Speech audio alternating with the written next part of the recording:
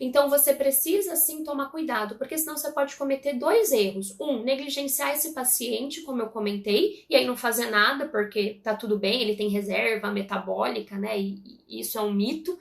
Ou hipersuplementar também, né? Porque às vezes você pode então querer suplementar e aí você pode dar uma suplementação exacerbada, por exemplo, de calorias para esse paciente, né? Então, na verdade, você precisa identificar qual é o estado nutricional do seu paciente, qual é a necessidade que seu paciente realmente tem, o comportamento tumoral, qual é o tipo do tumor do teu paciente, para que você possa suplementar da melhor maneira. Então hoje o tema é sobre perda de peso, né, desnutrição no paciente oncológico, como fazer para manter ou recuperar o estado nutricional do paciente oncológico, né?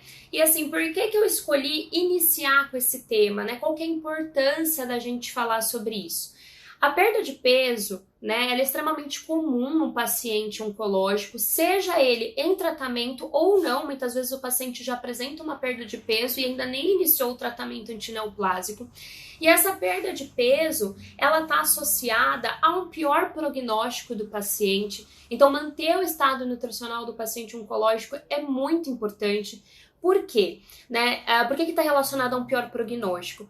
Porque a perda de massa muscular, ela está relacionada com uma maior toxicidade do tratamento antineoplásico. Ou seja, quanto mais o paciente perde massa muscular, pior são os efeitos colaterais do tratamento. Então, esses efeitos colaterais, eles podem ser agravados e isso impactar não só na qualidade de vida do paciente, mas até mesmo na tolerância dele ao tratamento. Né? Então, eu vou dar dois exemplos para vocês, e se vocês já atendem paciente oncológico, se tem algum paciente aqui que me acompanha, com certeza vai se identificar com isso. Imunidade baixa, né? Então, imunossupressão. Muitas vezes o protocolo quimioterápico precisa ser interrompido por conta da neutropenia, né? Da imunossupressão. E a imunossupressão, ela pode ser ocasionada ou agravada por conta de uma desnutrição. Ou, por exemplo, um paciente com quadros intensos de diarreia, ou quadros intensos de vômito, né, uma toxicidade já num grau mais grave, grau 3, por exemplo, e aí o médico, o oncologista, ele precisa interromper o tratamento porque a pessoa ela não vai aguentar, né, os efeitos colaterais. Muitas vezes essa pessoa pode ter complicações, não pelo câncer em si, mas por conta do tratamento, né, das toxicidades e acabar aí levando uma gravidade, né? Então o médico precisa interromper esse tratamento ou mudar o protocolo de tratamento. Às vezes tem que suspender uma quimioterapia de primeira linha para usar uma de segunda linha, né? Então realmente o estado nutricional ele vai ter impacto nesse sentido, tá? Isso porque a massa muscular, né, ela tem ligação aí com a farmacocinética, né, das quimioterapias, então isso acaba influenciando na distribuição da quimioterapia, na excreção da quimioterapia. Então, quanto menor a concentração, ali o percentual de massa muscular, pior os efeitos colaterais, né? Isso pode impactar no desfecho clínico do paciente. Além disso, né, a perda de peso ela pode estar relacionada a um aumento no risco de complicações cirúrgicas. Então, a moça até que comentou agora sobre a mastectomia, né?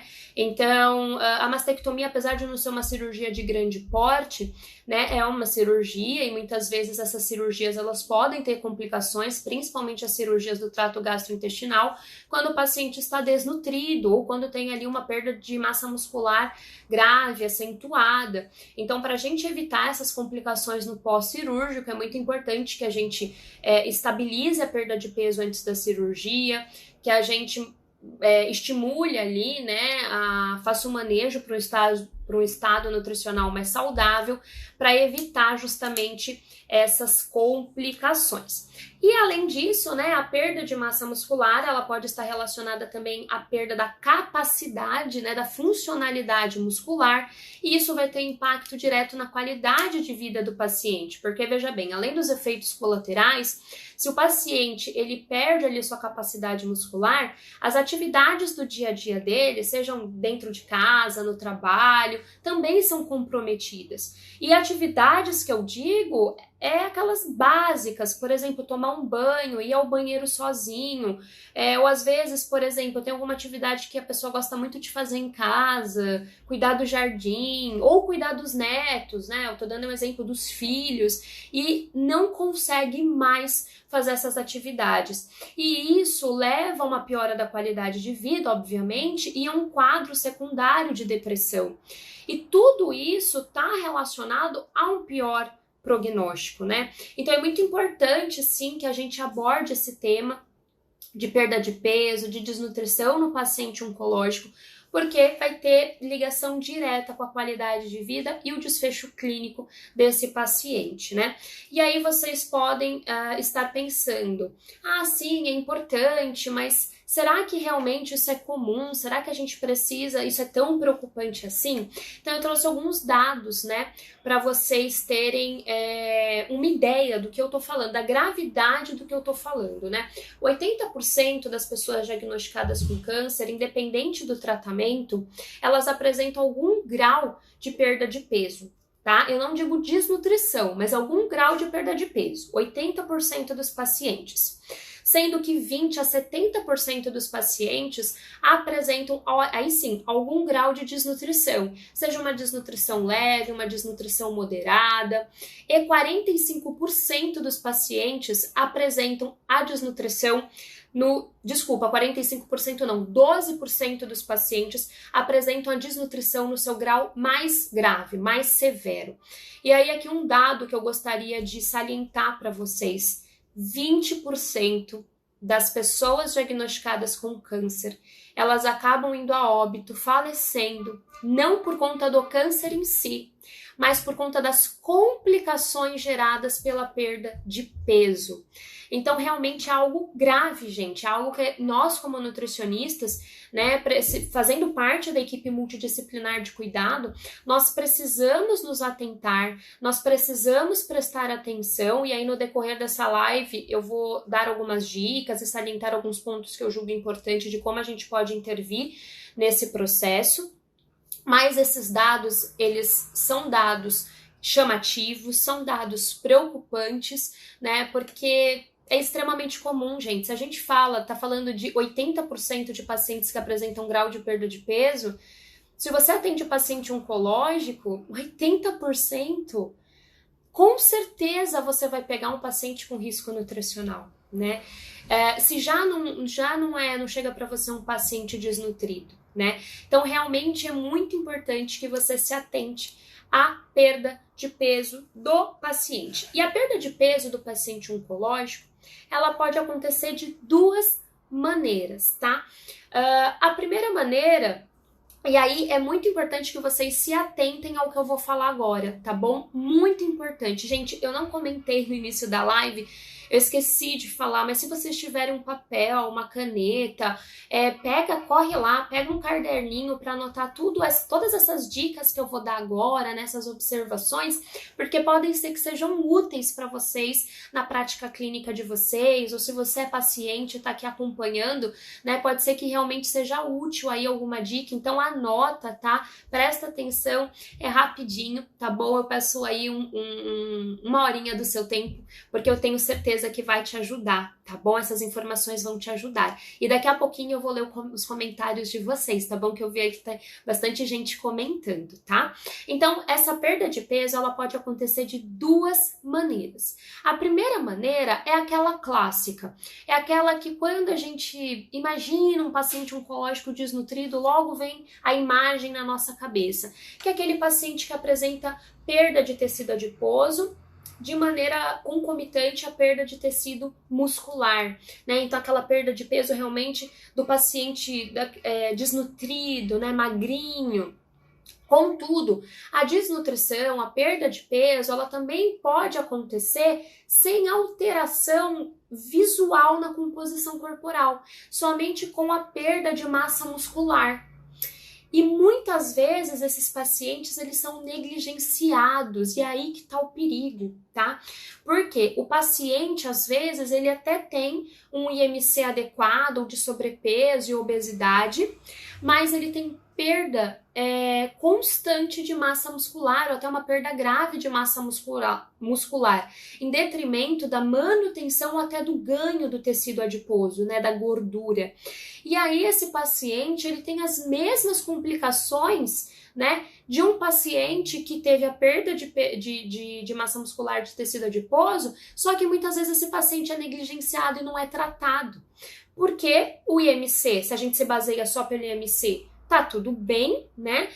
Se a gente não usa nem o IMC, visualmente esse paciente, até para os familiares, né, indicarem às vezes o acompanhamento com o nutricionista, visualmente esse paciente tá bem, digamos assim, então não tem aquela emergência de procurar a ajuda profissional. E aí que também tá o perigo, né? Então, pensando, Nutri, se você atende, né, o paciente oncológico, você precisa se atentar a isso, se esse paciente não está desenvolvendo uma obesidade sarcopênica, tá? Então, você precisa, sim, tomar cuidado, porque senão você pode cometer dois erros. Negligenciar esse paciente, como eu comentei, e aí não fazer nada, porque tá tudo bem, ele tem reserva metabólica, né, e isso é um mito. Ou hipersuplementar também, né? Porque às vezes você pode, então, querer suplementar e aí você pode dar uma suplementação exacerbada, por exemplo, de calorias para esse paciente, né? Então, na verdade, você precisa identificar qual é o estado nutricional do seu paciente, qual é a necessidade que seu paciente realmente tem, o comportamento tumoral, qual é o tipo do tumor do teu paciente, para que você possa suplementar da melhor maneira. Mas a perda de peso, então, ela pode acontecer dessas duas maneiras, tá? Então é muito importante que a gente se atente. Eu até estava lendo um estudo nas semanas aí que se passaram, muito interessante, e eu posso até compartilhar depois com vocês. Um estudo que falava sobre a questão da negligência dos pacientes com IMC dentro da normalidade, com câncer de cabeça e pescoço, que iam ser submetidos ao tratamento radioterápico. Por quê? Esses pacientes, como eles estavam com o IMC dentro da normalidade, eles não recebiam nenhuma orientação preventiva e nenhum manejo nutricional preventivo, né? E aí, esses pacientes, eles tinham um tumor numa localização importante, né, na região ali da face, ou muitas vezes, por exemplo, um câncer de esôfago, né, enfim, na cavidade oral, que já provavelmente vai comprometer a alimentação. Eles vão ter que passar por um procedimento cirúrgico que vai comprometer a ingestão alimentar, mas principalmente eles iriam ser submetidos à radiação nessa região. Gente, radiação nessa região, é certeza que o paciente vai apresentar uma baixa ingestão alimentar e uma dificuldade em se alimentar.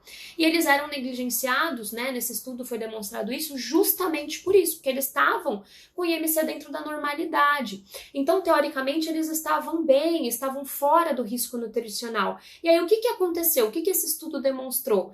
Que no final do tratamento, esses pacientes eles desnutriram, esses pacientes tiveram graves complicações e a estratégia nutricional aplicada foi tardia. Então é muito importante que a gente se atente a esses pontos e é justamente esses pontos que eu quero trazer para vocês na live de hoje, né? Então tá, tudo bem, Aline, você disse o porquê que é importante a gente se atentar, mas o que a gente tem que fazer então a partir daí, né? O que a gente, então, o que a gente tem que fazer para realmente recuperar ou manter, né, o estado nutricional do paciente. Mas antes de falar sobre isso, deixa eu dar uma olhadinha nas perguntas de vocês para ver se tem alguma pergunta que eu deixei passar e que seja interessante em relação ao que eu estou falando agora, tá? Como eu falei, gente, se passar despercebido alguma pergunta, por favor, não fica chateado, pode me mandar pelo direct, tá? A Lucileide falou, esperei o dia todo, você me inspira para eu a cada dia amar a oncologia, pois sei que nós nutricionistas contribuímos muito com o estado nutricional deles. Com certeza, minha querida, com certeza. E um dos meus objetivos a partir das minhas redes sociais, né, além de contribuir pro tratamento, né, dessas pessoas que muitas vezes não têm acesso a nutricionistas, é fazer com que vocês, profissionais, possam melhorar o atendimento de vocês e se apaixonarem pela nutrição oncológica, porque a nutrição oncológica ela é carente de profissionais apaixonados e competentes. Gente, de verdade. Tem poucos nutricionistas especializados ou poucos nutricionistas capacitados para atender pacientes oncológicos. E pacientes oncológicos são pacientes extremamente particulares, né? Não tem como você ir às cegas atender um paciente oncológico. É perigoso até. Então, faz muita falta. É uma área muito carente, é uma área que precisa tanto. Todos os pacientes diagnosticados com câncer precisam de um nutricionista. Isso é o que chama mais atenção. É uma área onde todos os pacientes precisam de nutricionista. Todos. Então, assim, como que não tem nutricionista suficiente para atender, né? Então, vamos lá. Tenho uma amiga com uma dificuldade muito grande em se alimentar e ganhar peso, e eu sei que é uma negatividade muito grande na recuperação dela. Com certeza. Então, estabelecer realmente o estado nutricional saudável é muito importante para o paciente. Às vezes sabemos que os oncologistas deveriam de imediato encaminhar o paciente a um nutricionista para evitar desnutrição, e eles encaminham quando ele já está desnutrido.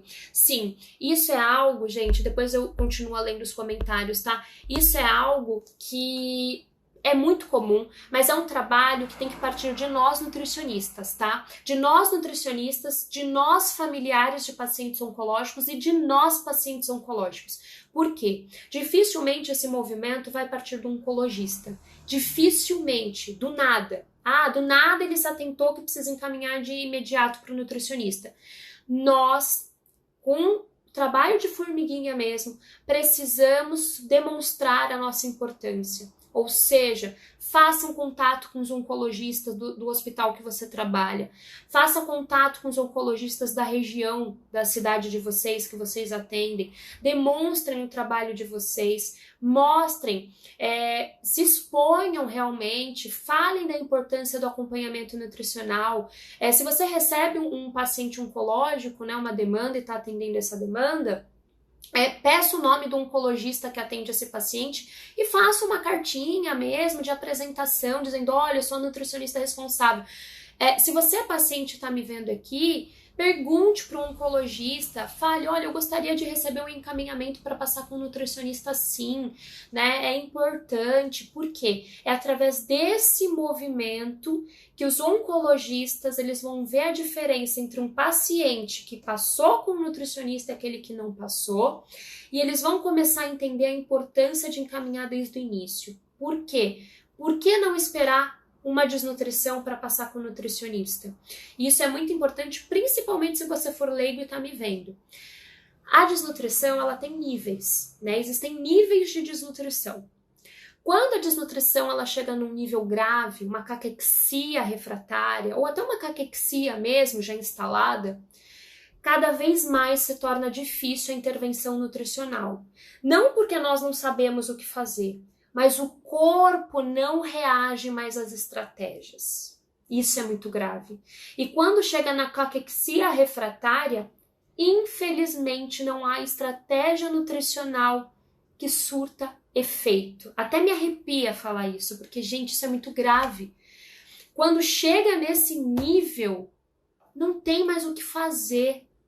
Então, trabalhar com a prevenção da perda de peso é o mais importante, porque aí sim a gente consegue prevenir, fornecer qualidade de vida para o paciente, fazer manejo do efeito colateral. Se apresentar uma perda de peso, a gente já consegue correr atrás, né, assim, contra o tempo, mas a gente consegue reverter, a gente consegue verificar a melhor estratégia para aquele paciente, porque quando a gente pensa em estratégia nutricional, não tem uma receita de bolo, tô aqui, saiu da minha gaveta a estratégia nutricional para perda de peso. É um conjunto de fatores que a gente precisa levar em consideração e o organismo do paciente vai responder, e a gente vai verificar essa resposta. Então, a primeira estratégia não deu certo, vamos partir para outra, né? Então, é muito importante que a gente tenha esse tempo hábil, digamos assim, que nem é tão hábil assim, né? Porque com paciente oncológico a gente corre contra o tempo.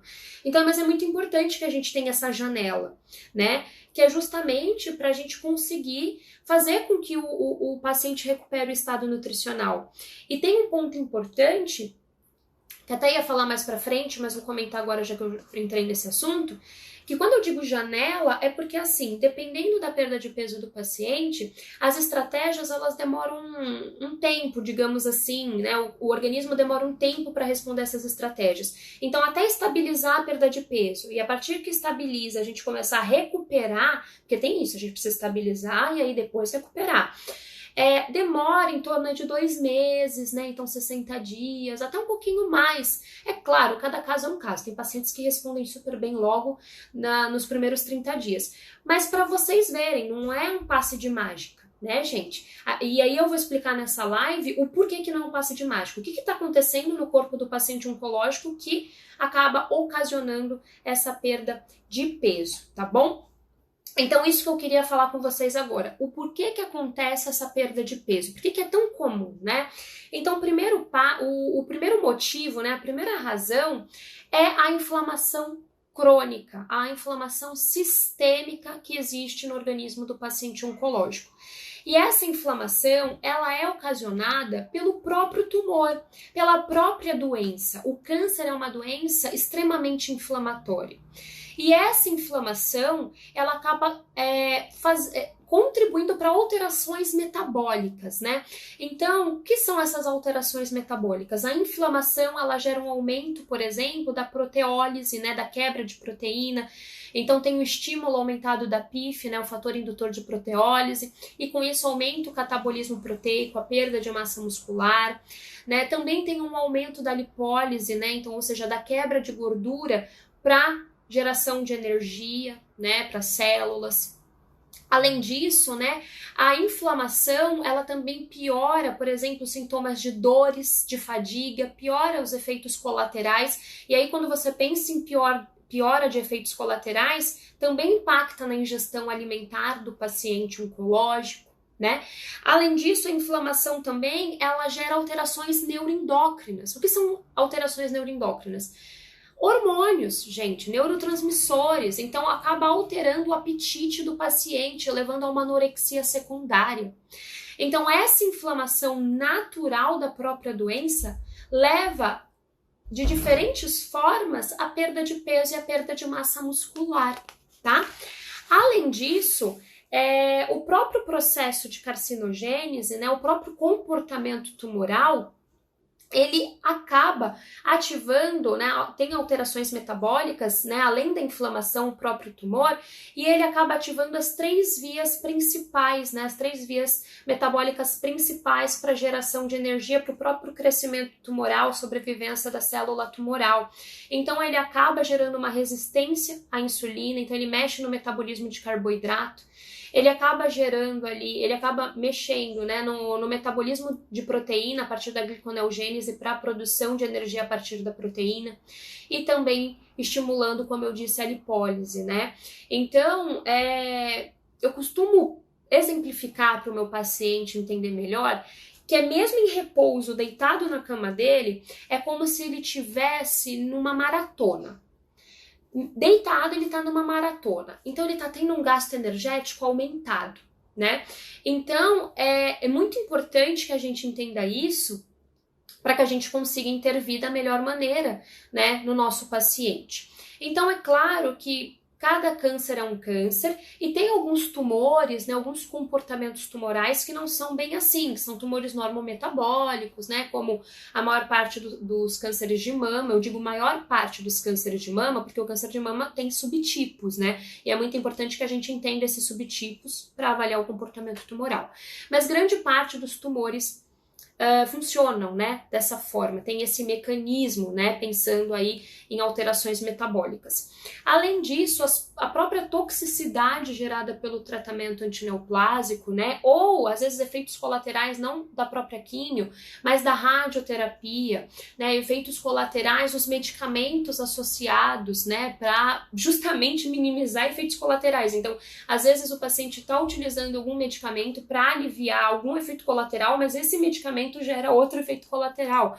Então, assim, essas toxicidades, esses efeitos colaterais, eles acabam impactando na ingestão alimentar do paciente, né? Então, isso acaba aí levando uma perda de peso, uma perda de massa muscular importante.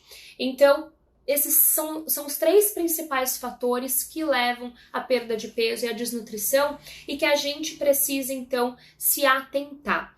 Além disso, existe também um fator importante, não só a perda de tecidos, né, mas também a desnutrição, pensando na deficiência de nutrientes, seja porque o paciente está ingerindo menos, seja porque o paciente não tem uma alimentação equilibrada, ou seja porque, devido ao tratamento ou à localização do tumor, está tendo um comprometimento da absorção de nutrientes naquele paciente.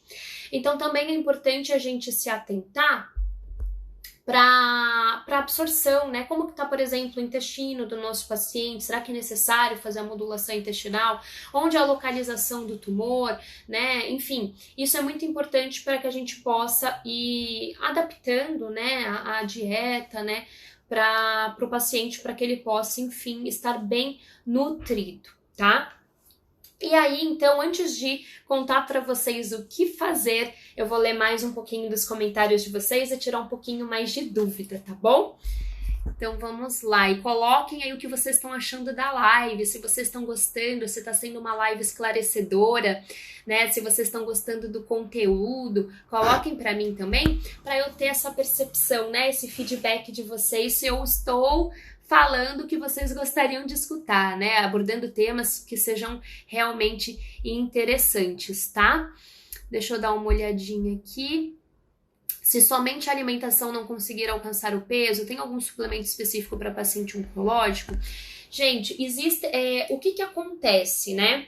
E aí eu vou entrar no que fazer, né? Quando eu for falar sobre o que fazer, eu vou falar mais sobre essa parte de suplemento. Mas não existe o suplemento ideal. Não existe, da mesma forma que eu falei, né, que eu brinquei, gente, não existe aqui uma estratégia que eu vou tirar da gaveta, essa estratégia mágica e tal, usem todos, porque aí vamos salvar o mundo dos pacientes oncológicos. Da mesma forma que não existe uma estratégia pronta, uma receita de bolo, não existe um suplemento também padrão. É claro que existem características de suplemento que podemos nos guiar e tal. Mas, por exemplo, existem suplementos que são hipercalóricos e hiperproteicos, outros são só hiperproteicos, outros são hipercalóricos, mas a base é lipídica, não de carboidrato. Existem suplementos, por exemplo, que são específicos para pacientes renais, mas em tratamento oncológico, aí você pode estar utilizando, né? Às vezes tem comprometimento renal. Existem estratégias que vocês podem utilizar que não necessariamente tem a ver com aqueles suplementos prontos. Às vezes é a utilização de alguns módulos específicos ou de algumas substâncias anti-inflamatórias em junção, aí tem um benefício pensando em recuperação do estado nutricional. Então, é muito importante que o nutricionista avalie o paciente para conseguir identificar qual é o melhor suplemento naquela situação, tá bom? Caso igual do meu paciente, esse do estudo que você tá falando, que eu falei, né, da cabeça e pescoço. É fato que o paciente foi diagnosticado com câncer, qualquer tipo já se faz necessária a suplementação? Eu vou falar sobre isso aqui em como fazer, tá, gente? Se é assim, suplementa às cegas, o paciente está diagnosticado, já toma um suplemento, tá? A Jennifer, meu sonho quando eu formar. Ótimo, minha linda. A nutrição é essencial para o paciente oncológico, isso mesmo. No paciente oncológico pode ser prescrito ômega 3 para melhora da inflamação? Sim, não só para melhora da inflamação. O ômega 3 é um dos suplementos mais utilizados e um dos mais importantes para melhora da inflamação, para inibição de angiogênese e também para manutenção, para controle da PIF, que eu comentei, né, do fator indutor de proteólise, então manutenção de massa muscular, eu vou falar melhor sobre isso, tá? Aline, eu sei que estamos falando sobre perda de peso em paciente oncológico, e quando é o contrário, o paciente enjoa tudo, deve-se entrar com suplementação para o paciente ganhar peso? Ser nutricionista oncológica não é fácil, tá, gente? Por que não é fácil? Porque é tudo muito lindo. Tudo que eu tô falando agora pra vocês é maravilhoso. Você pega um caderno, um papel, faz as anotações. Ai, nossa, elaborei a melhor estratégia pro meu paciente. Aí começa, né? Os efeitos colaterais, a questão emocional do paciente, as preferências alimentares. E aí, aquela estratégia linda ela não consegue ser colocada em prática porque o paciente odeia o sabor do suplemento. O que fazer, né, gente? Então, realmente é desafiante, não é fácil, né? Não é fácil, mas é por isso que eles precisam de nós. Porque se não é fácil para nós que temos o conhecimento, imagine para eles que não têm e estão perdendo peso, né? Então, assim, mesmo que o paciente esteja perdendo peso, esteja nauseando por tudo, aí nós temos que utilizar outras estratégias nutricionais para fazer com que ele tenha um aporte aumentado de caloria, de proteína, ou para mascarar o sabor do suplemento. Existem suplementos também que são sem sabor, sabor neutro, e a gente pode utilizar como coringa, tanto líquido como em pó, existe já hoje em dia. E existem também utilização de alguns aminoácidos junto com estratégias de vitamina e ômega 3, que eu vou falar mais pro final da live, que eu tenho tido bons resultados e eles podem ser empregados aí pensando num contexto de uma alimentação hiperproteica, hipercalórica. Eu tenho tido bons resultados e normalmente são suplementos que não têm sabor, né? Módulos que não têm sabor, tá? Então, realmente é desafiante, mas sim. E aí, se nenhuma dessas estratégias adiantar, se mesmo via oral mais suplemento oral, ou seja, terapia nutricional oral, não funcionar, tem indicação de interal. Então, é muito importante que a gente não esqueça que existe essa possibilidade, tá? E é claro que para indicação de interal, você vai avaliar vários fatores, se realmente há indicação e qual é a perspectiva do paciente nesse tratamento, se é paliativo, se não é, se é curativo, enfim. Aí você tem que conversar com a equipe multidisciplinar de cuidado, mas nós não podemos esquecer que nós, como nutricionistas, também podemos indicar o paciente para uma terapia nutricional enteral, se for o caso, tá? A gente não pode ver o nosso paciente desnutrindo, não conseguindo se alimentar, e aí os suplementos já não surtem mais efeito, ou o paciente não consegue ingerir nenhuma estratégia que seja via oral, e a gente ficar de braços atados. A gente pelo menos tem que comunicar à equipe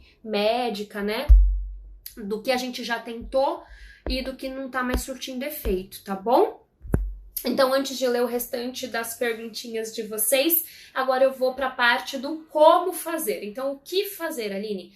Então, nessa live eu já expliquei o porquê que é importante a gente se atentar para a perda de peso do paciente, quais são os tipos de desnutrição que o paciente oncológico pode apresentar, quais são as causas dessa desnutrição e dessa perda de peso.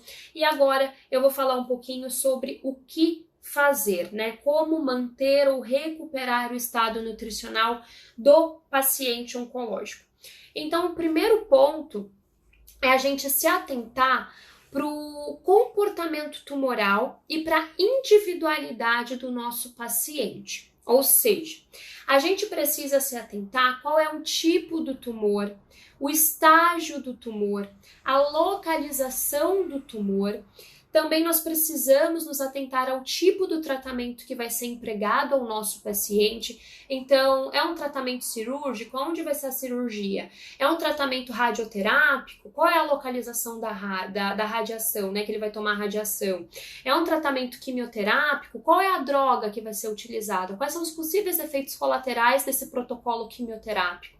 É muito importante para que a gente consiga ter uma visão prévia do que pode vir a acontecer e trabalhar de maneira preventiva com o nosso paciente.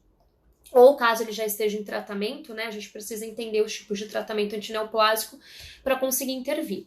E a idade do paciente, né, gente? Então, assim, vou dar um exemplo dessa observação que eu acabei de falar, né, que a gente tem que se atentar para o comportamento tumoral e também para a individualidade do paciente.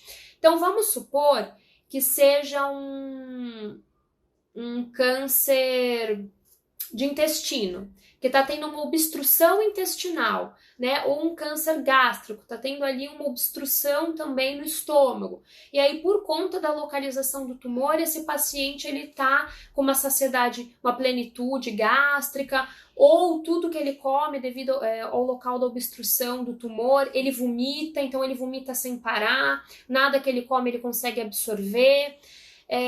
Ou vamos supor que é um câncer de cabeça e pescoço, que já tem uma maior prevalência de desnutrição, um câncer do trato gastrointestinal, maior prevalência de desnutrição, um paciente idoso, maior prevalência de desnutrição. Então é muito importante a gente observar isso para a gente conseguir, como eu falei, de maneira preventiva, né, verificar esses fatores e agir já agir com antecedência, né? Prevenir em vez de remediar. E se o paciente já chega para nós com uma perda de peso, a gente tem que ver a gente tem que analisar todos esses fatores que envolvem, né, o paciente, para que a gente possa elaborar a melhor estratégia, tá bom? Então isso é muito importante, tá? Porque se já chega um paciente para nós idoso com câncer de boca, vai desnutrir. Aí entra aquela questão da pergunta daquela seguidora que me mandou agora. Paciente diagnosticado com câncer já tem que suplementar? Se é um paciente idoso, câncer de cabeça e pescoço, a gente sabe que ele vai ser submetido ou à cirurgia ou à radiação, suplementa. Vamos recuperar esse estado nutricional, vamos fortalecer esse paciente para o tratamento. Agora, se é um câncer de mama, subtipo luminal, que é o hormonal positivo, tem a necessidade de suplementar um suplemento hipercalórico, por exemplo. Claro que cada caso é um caso, tá, gente? Eu falo não tem necessidade, mas vamos lá. Olhem para o paciente de vocês, né? A clínica é mais importante, vocês têm que olhar a individualização do paciente. Mas, assim, teoricamente, o que ela precisa? Dieta hiperproteica. Porque perda de massa muscular acontece na paciente diagnosticada com câncer de mama. E às vezes acontece a obesidade sarcopênica que eu conversei com vocês no início da live. É muito comum um paciente com câncer de mama, com um subtipo luminal A ou B, com obesidade sarcopênica. Às vezes ela já chega para o tratamento com sobrepeso e obesidade, mas a perda de massa muscular, ela acontece por diferentes motivos, né? Então é muito importante que a gente então ajuste a proteína, talvez então não seja interessante um suplemento hipercalórico, hiperproteico, mas é necessário entrar com módulo proteico, né? Fazer o ajuste ali na alimentação. Então a gente tem que verificar, né, qual é o tipo do câncer do nosso paciente, tá bom? Além disso, se atentar à ingestão alimentar do paciente oncológico, ou seja, quais são os efeitos colaterais que esse paciente está apresentando? São efeitos colaterais que comprometem a ingestão alimentar, né? Então é muito importante que a gente primeiro faça o manejo de cada efeito colateral para que também a gente possa entrar com uma suplementação. Então existem algumas estratégias, por exemplo, para alívio da náusea, da diarreia, né? Enfim, dos vômitos, da mucosite, para que daí a gente possa fazer esse paciente, então, se alimentar melhor, né? Então é importante a gente analisar também a ingestão alimentar do paciente, o que está comprometendo essa ingestão alimentar, né? É a localização do tumor, que nem eu falei da plenitude gástrica, são as toxicidades, né? Os efeitos colaterais. Além disso, também é importante a gente se atentar se esse paciente ele está com uma ingestão alimentar inferior a 60% por mais de 7 dias, tá? Por quê? Se esse paciente ele tá com essa ingestão reduzida, a gente tem que intervir aí com certeza. Aí, possivelmente, a gente vai ter que entrar com um suplemento também hipercalórico, porque ele não tá alcançando as necessidades dele só com a alimentação. A gente vai ter que entrar com suplemento, né? Mas aí não deu certo o suplemento. Aí entra essa questão também da terapia nutricional enteral. Então, a gente tem que ficar assim, caminhando junto mesmo, se atentando a esse paciente, né, para que ele não comece a reduzir a sua ingestão alimentar. E a gente acha que é normal, né? Eu vejo intervenção tardia nos pacientes oncológicos e isso complica muito, porque às vezes o paciente ele já estava ali, às vezes ele não está desnutrido, mas ele já está demonstrando uma ingestão alimentar baixa, ele já está demonstrando ali alguns efeitos colaterais que vão se agravar. E às vezes o nutricionista vai postergando, ou um oncologista vai postergando, né? E aí quando vê essa situação já ficou grave, né? Então é muito importante que a gente tenha ali uma intervenção precoce, tá? Então esse é o segundo ponto. Então eu já falei 2 pontos do que fazer. Se atentar à individualidade, né, do paciente, né? E essa individualidade não é somente individualidade física, né? Estado nutricional, idade, tipo de tratamento, né? Mas também a individualidade do próprio comportamento tumoral, porque isso vai diferir nas nossas estratégias. Eu falei então também sobre a questão da ingestão alimentar do paciente, que a gente precisa estar atento por diferentes motivos que nem eu comentei aqui. E o terceiro ponto é então estabelecer a estratégia que a gente vai traçar, né? Então, a partir disso, a gente vai estabelecer a nossa estratégia. Então, qual estratégia traçar, né? E aí entra essa questão dos suplementos para a gente conversar um pouquinho melhor, tá? Então, o primeiro ponto, como eu disse para vocês, é a questão da inflamação, tá? Para a gente manter o estado nutricional saudável ou para a gente recuperar o estado nutricional do nosso paciente, é muito importante que a gente faça a modulação da inflamação, que a gente faça o controle do padrão inflamatório, que a gente faça de tudo para diminuir essa inflamação do paciente. Por quê? Paciente inflamado vai continuar perdendo peso, vai continuar perdendo massa muscular, vai continuar apresentando piores toxicidades. A gente primeiro precisa estabilizar o peso para ir pensar em recuperar o peso. E como que a gente vai fazer isso? Controlando a inflamação. Para vocês verem que o que eu tô falando não é besteira, tá? Não sei se vocês já presenciaram, seja como familiar, como paciente ou como profissional. Paciente que mesmo com suplemento hipercalórico e hiperproteico continua perdendo peso. Vocês já presenciaram isso? Coloca aqui para mim. Se vocês já presenciaram algo nesse sentido. Nossa, mas ele tá tomando suplemento e o peso continua, né? Ele continua perdendo peso, perda de massa muscular, tá cada vez mais debilitado, parece que nem tá tomando suplemento. Colocaram que sim, já. Então, gente, porque não adianta, e aí até respondendo novamente aquela colega, não adianta você só suplementar, né? De novo, como se fosse uma receita de bolo ali, uma cartilha. Foi diagnosticado, já toma esse suplemento. Gente, se não tem um controle da inflamação, mesmo com suplemento, vai perder peso. Tem que controlar a inflamação, tá? E como que controla a inflamação? A dieta com característica anti-inflamatória e, se necessário, a suplementação de módulos anti-inflamatórios, né, de alguns nutracêuticos como o ômega 3, a utilização de fitoquímicos, né? Então dá um up aí na utilização de fitoquímicos de maneira culinária mesmo, tá, gente? Tô dizendo para também prescrever um monte de cápsula aí pro paciente, mas orientar ele em caprichar nos alimentos que são fontes de fitoquímico, de substâncias anti-inflamatórias, né? Então, ter realmente ali, programar uma alimentação para esse paciente com a utilização de alimentos considerados anti-inflamatórios, tá, gente? E já foi a época, não sei se você ainda tem essa linha de pensamento, se você é profissional, mas se você tem, até pode me mandar depois um direct que eu vou te mandar vários artigos para você ler, para você ver que não é meu achismo, tá? Já foi a época da gente achar que os alimentos pouco exerciam influência na inflamação do paciente. Balela, Aline, alimento não consegue modular processo inflamatório. Consegue.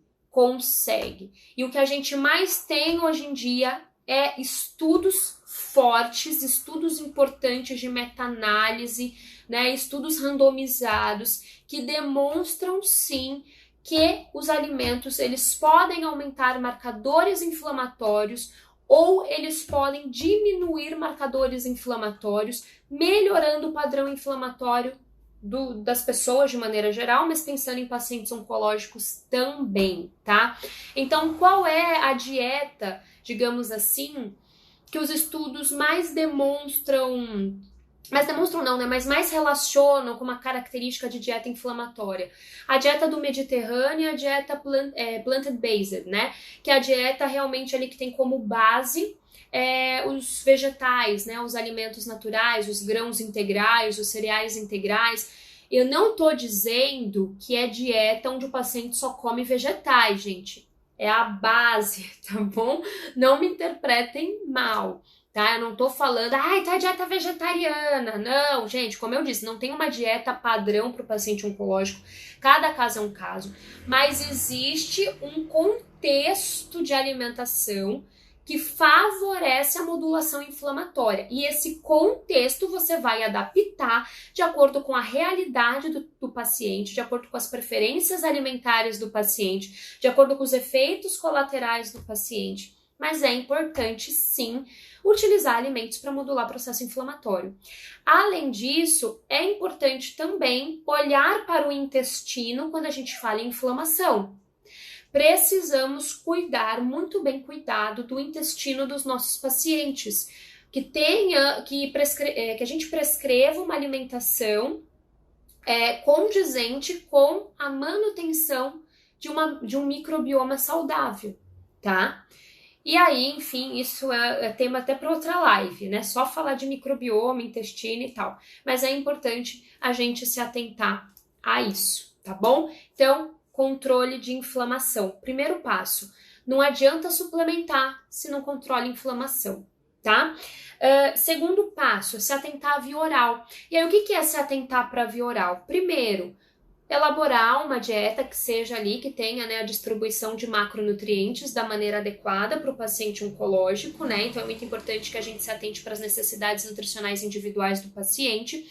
Se vai ser necessário uma dieta normocalórica, uma dieta hipercalórica. Agora, hiperproteica, sempre. Recomendação para paciente oncológico varia de 1,2 grama de proteína dia a 2,0 grama de proteína ao dia, né? Então, o que vai diferir nesse sentido é mais o estresse metabólico do paciente. Agora, em relação às calorias, aí varia, né? Varia, que nem eu falei, tipo do tumor, comportamento tumoral, estado nutricional prévio ao tratamento, se vai ser uma dieta normocalórica ou hipercalórica, tá bom? Se é manutenção, recuperação do estado nutricional, aí você precisa verificar. Mas a via oral é a primeira via que a gente tem que se atentar e que a gente tem que fazer ali elaborar as estratégias e a partir disso então verificar qual é a melhor suplementação. É necessário estar com suplemento hiper-hiper? Qual é a característica desse suplemento hiper-hiper de acordo com o nosso objetivo? Não tem necessidade, então vamos entrar só com um módulo proteico, por exemplo, uma proteína em pó, enfim, e fazer associações também. Aí eu trago para vocês algumas associações que tanto, né, na minha prática clínica, como obviamente, né, as evidências, né, todas as minhas práticas eu baseio em evidência, então tanto as evidências mais recentes demonstram aí, né, benefícios em relação à recuperação ou manutenção do estado nutricional, né, a utilização de algumas estratégias como ômega 3 associado a módulo a proteína em pó, né, então por exemplo whey protein ou módulo de proteína vegetal. Então, associação do ômega 3, vitamina D para paciente oncológico, se necessário suplementar, normalmente é necessário, e sempre se atentar aos marcadores, né, de vitamina D para ver se os níveis estão bons ou não. Vitamina D é essencial para diversos fatores, imunidade do paciente, mas em associação com as estratégias para ganho de massa muscular, trabalha em sinergia, digamos assim, então acaba estimulando, né, uma melhor absorção e também um melhor resultado aí na síntese de massa muscular.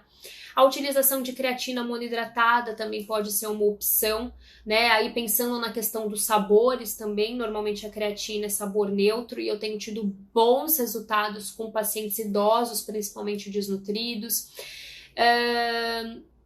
E é isso. Então, são esses que eu queria trazer para vocês. A vitamina D, o ômega 3, a creatina e também a proteína em pó, né? Que eu falo whey protein, mas não necessariamente é whey protein, né? A proteína em pó para fazer realmente entrar como módulo aí na alimentação do paciente, além dos suplementos, né? Já conhecidos por nós nutricionistas, hipercalóricos e hiperproteicos, tá bom? Além disso, né, além da suplementação adequada, nós temos, como eu comentei no início da live, analisar a indicação de terapia nutricional interal para o nosso paciente. Gente, eu sei que é um assunto delicado. É um assunto delicado porque não compete a nós a prescrição, compete a outros profissionais e a avaliação de outros profissionais. É um assunto delicado porque envolve também aspectos emocionais do paciente, mas se tiver indicação, tem que indicar. E tem que indicar de maneira precoce, tá? Gente, via oral mais suplemento, já tentou as estratégias, continua com ingestão alimentar inferior a 60%, indicação de interal, gente. E tem que ser precoce por quê? Porque se esse paciente desnutre e começa a apresentar mais toxicidade, como que você vai fazer uma passagem de sonda nasointeral no paciente que está vomitando sem parar? Ou que está com mucosite no trato gastrointestinal inteiro? Tudo bem, existe a ostomia, né? As ostomias, você pode botar uma jejum e tal, mas aí é um procedimento cirúrgico, e às vezes a nutrição interal seria só para reverter o quadro, né? Porque a ostomia normalmente é quando o paciente ele precisa ficar com a dieta interal por mais tempo, né? Agora, quando é algo ali temporário, é só jejum, né? Um procedimento menos invasivo do que uma ostomia. Então, gente, é muito importante que a gente se atente a isso, né? Intervenha de maneira precoce, tá? É isso, meus amores. Eu espero que vocês tenham gostado. Um beijo, gente!